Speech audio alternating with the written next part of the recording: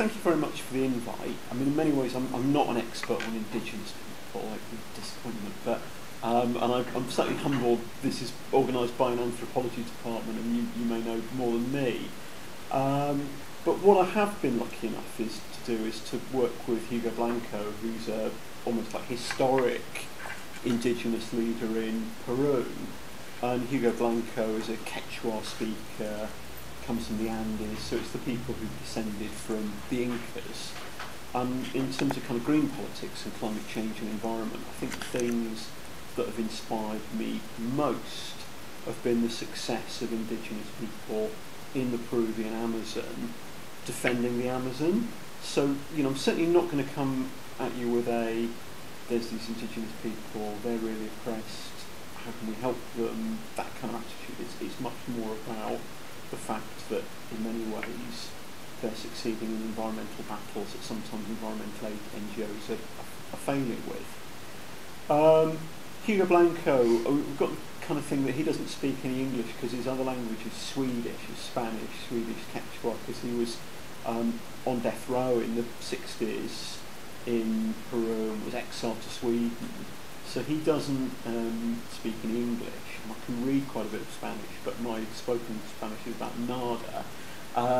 But if we talk about, you know, so when it was like getting him back to his plane at Heathrow, and when the taxi would come, it was just complete embarrassment. But whenever we talk about politics, it's very easy. And he was at great pains when I met him, and his son was there. His son is Swedish Peruvian and based in Bristol, to explain to me what he meant by indigenous, which didn't require translating. And his view of indigenous as an indigenous person is that it's not something which is kind of racial or ethnic, but it's something which is cultural. And he would argue that indigeneity is this idea that you have you know, collective property, democratic ownership of resources like land and seas and so on, with ecological respect. So that's one of the things that he emphasises. And of course, Indigenous people are very, very diverse. But what I'm going to talk about is kind of 4 or 5 key things. The first thing I'm going to talk about is the fact that at the moment we're really failing to get to grips with the climate crisis, and the kind of policies that we've got to deal with climate crisis on the whole are not being effective. I'm then going to talk about Indigenous resistance to the removal of fossil fuels, because, you know, I think it is controversial, but it shouldn't be controversial that if you keep on taking more and more fossil fuels from the earth, that's going to lead to all sorts of, you know, very negative consequences. And the people who are most effectively keeping the fossil fuels in the ground are Indigenous people. I'm then going to kind of work and talk a little bit about economics, and I'm a great fan of Ellen Rostrom. I don't know how many of you know about Ellen Rostrom. So she was the first woman to win a Nobel Prize for economics, and she's very much inspired by Indigenous people. I think in certain ways Indigenous economics are more sophisticated than the economics we have. I mean, possibly I'm a little bit biased. I do know about economics because I teach it, and it generally seems rather inadequate. So saying the Indigenous people have got a more sophisticated economy is maybe faint praise, but it's still important. I'm then going to talk about, you know, some of the kind of contradictions in this and why we can't romanticise Indigenous, and then I'm going to briefly talk about what we can do about it practically. If you look at the kind of first part of this, and the climate crisis, of course, it's not just climate. You've got a whole series of interlocking environmental crises. And I sometimes think with ecology, that ecology is different from environmentalism. Ecology is about quite complex relationships between different species. And it's not enough really to say you're for the environment or against the environment. If you look at environmental problems, they have very complex causation. And I sometimes suspect that the things which are probably most damaging to us as a species are probably ecological problems we're not even aware of. And in our kind of very tabloid, soundbite world, even something like climate change, people seem to find very difficult to get to grips with the notion of kind of complexity. But if you look at the way that our civilization works, it's based on extracting resources as fast as possible, turning them into commodities, throwing them away and starting the whole cycle off again. And there seems to be some evidence that that's creating a whole series of linked environmental problems which are potentially very damaging. So if you look at climate change, we're all aware of the kind of manifestations of that and the potential problems with that, even though it is something which is very complex. Something which is beginning to emerge that people are aware of, is possibly even more worrying, is acidification of the oceans. And I'm not a natural scientist, but the very fact that we're talking about the fact that we're emitting so much CO2 that within 40, 50 years oceans will move from being slightly alkaline to being slightly acidic, and then that's difficult for species based on calcium carbonate shellfish, and then that's got all sorts of devastating implications for fish stocks, and I read about this first in that famous far-left eco-socialist publication, The Economist magazine, and in fact The Economist is quite weak on economics, it's very good on the environment with a lot of these problems. You know, and you look at fish stocks that we all know about the fisheries crisis in Europe, and effectively we're kind of mining the fish around Africa. And again, this was a stat that came from The Economist, that you know, something like 2046, a lot of people are saying that all commercial fish stocks are going to be extinct. You look at things like the amount of plastic in the ocean, and we could kind of go on. And in a sense, you know, we've had the environmental crisis for, you know, hundreds of years. You think of white people going to the US, and the virtual extinction of buffalo, and the disappearance of the passenger pigeon, and so on and so forth.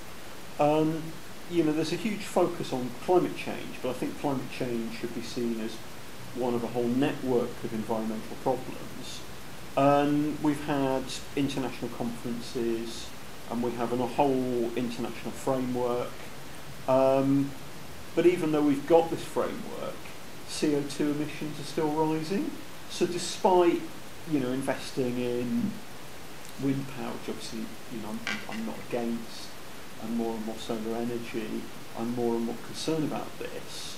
And despite having a global framework, CO2 emissions continue to rise. And I think the basic kind of approach we've had isn't quite working at the moment. So if you look at the international agreements to basically reduce CO2 or reduce the growth of CO2, and there's great debate about how many parts per million, and this is quite complex because of course CO2 isn't the only greenhouse gas, is it? If you look at methane is more short-lived, but for the time it is in the atmosphere, it's something like 23 times more potent a greenhouse gas than CO2. But if you look at all these debates about limiting the temperature and parts per million and feedback mechanism and so on, and the fact you've got this international framework, CO2 has steadily been rising.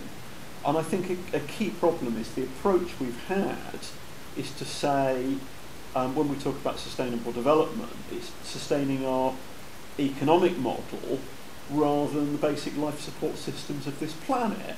And though it's very, very difficult to change things like economic systems, it's a lot easier to change your economic system and your social system than the basic biology of the planet that you live on. So the kind of approach to tackling climate change has been through carbon trading. So in theory this sounds absolutely fine, that what you do is you say the countries that sign up to the protocols to deal with climate change limit the amount of CO2 they produce, and then you divide that CO2 into lots and you sell permits. So there's things like ETS, you know, the emissions trading scheme for the European Union, and in theory the whole of the European Union is covered by this, and that companies have to buy permits. Well, it's grandfathering at the moment where they're given permits, and then you're limited to the amount of CO2 you produce, and then if you want to produce more you have to buy a permit. And in theory this sounds absolutely fine, but in practice there's no kind of carbon police to make sure that firms are not actually breaking the emissions. There's all sorts of kind of get-out clauses, and essentially what you've had is the commodification of carbon. So what you've done is you've said, let's put the bankers in charge of climate change. And there's apparently climate change hedge funds and derivative markets. And then, if you're involved with development or the Green Society of Anthropology, you may have heard of REDS.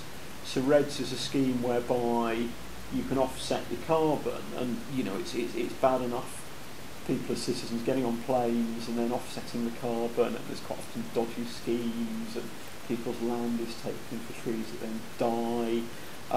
But the fact that essentially carbon offsetting is crept into the official policies, so companies can produce more CO2 and get out their permit by somebody controlling a forest in Latin America, or this clean development mechanism where you pay companies abroad maybe to reduce less carbon.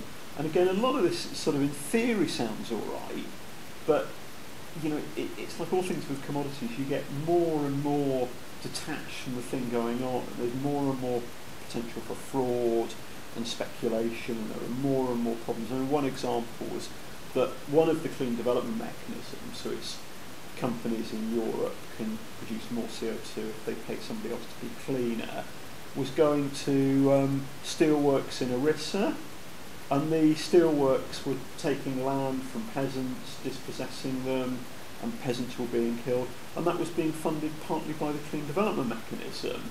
And you have maybe steel companies, obviously we need steel, and they come in with new technologies that maybe they're probably going to invest in anyway, but being given huge subsidies from the West and dispossessing people from the land. So essentially you have this whole kind of complex framework, and the main debate in a sense has been kind of battling with the climate skeptics who say it isn't happening, we don't need to know about it. People I would call the suicide lobby, and you can actually trace some of the people involved with this back to when you had the cigarette companies in the 50s and 60s, and they knew their product was going to kill millions of people, but it's more important to keep people selling people cigarettes. So the main debate in a sense has been between people saying there's no problem, don't worry about it, green is bad, and that's maybe obscured the fact that the main approach we've had to dealing with climate change, it's almost like sort of pushing food around your plate. It's not actually reducing CO2 and coming up with clean alternatives. And it's part of the fact that we're in such a market-based world that it's difficult for policymakers to think of anything that doesn't involve commodification, buying and selling, and so on and so forth. So I'm not primarily here just to talk about kind of climate policy, and there's obviously things like Green New Deal, and you do invest in renewables.